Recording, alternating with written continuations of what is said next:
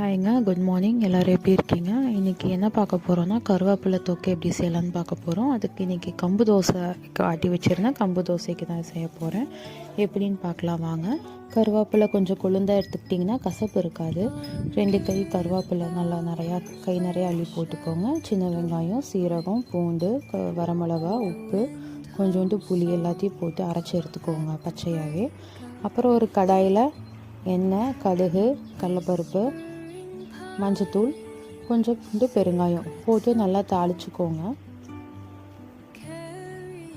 கடலைப்பருப்பு எல்லாம் நல்லா வெந்ததுக்கப்புறம் நீங்கள் கருவேப்பிலை விழுது அரைச்சி வச்சுருப்பீங்களா, அதை எடுத்து ஊற்றிக்கோங்க. நல்லா ஒரு 2 நிமிஷத்துக்கு வதக்கி விட்டதுக்கப்புறம் மிக்ஸ் ஜாரில் இருக்க கொஞ்சம் தண்ணி ஆட் பண்ணி அந்த கொஞ்சம் கலந்து அதையும் ஊற்றிக்கோங்க. ஊற்றி வச்சுட்டு ஸ்லோ ஃப்ளேமில் தான் குக் பண்ணணும். ஸ்லோ ஃப்ளேமில் ஒரு 5 to 10 மினிட்ஸ் விட்டுருங்க. அப்பப்போ இடையில ஓப்பன் பண்ணி நல்லா கிளறி விட்டுக்கோங்க, அடி பிடிக்காமல் இருக்கிறதுக்காக.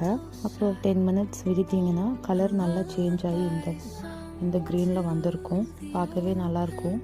சாப்பிட்டு பாருங்கள், நல்லாயிருக்கும். அதுக்கு நான் கம்பு தோசை மாவாட்டி வச்சுருந்தேன்னு சொன்னீங்களா, அதுக்கு தான் செஞ்சேன். நல்லா இருந்துச்சு.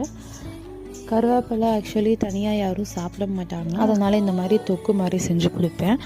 எங்கள் வீட்டில் பாப்பா 2 பேர்த்துக்குமே நான் ரொம்ப பிடிக்கும், ஹஸ்பண்டுக்கும் பிடிக்கும். ஸோ நீங்களும் ட்ரை பண்ணி பாருங்கள். இது ஒயிட் ரைஸ்க்கும் சாப்பிட்லாம், நல்லாயிருக்கும். நல்லா சூடாக ஒயிட் ரைஸ்க்கும் வச்சு சாப்பிட்லாம். நீங்களும் உங்கள் வீட்டில் ட்ரை பண்ணி பார்த்துட்டு எப்படி இருக்குன்னு கமெண்ட் பண்ணுங்கள்.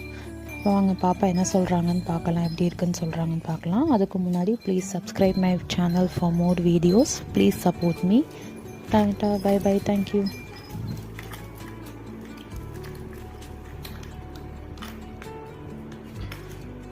எப்படா இருக்கு? எப்படா இருக்கு?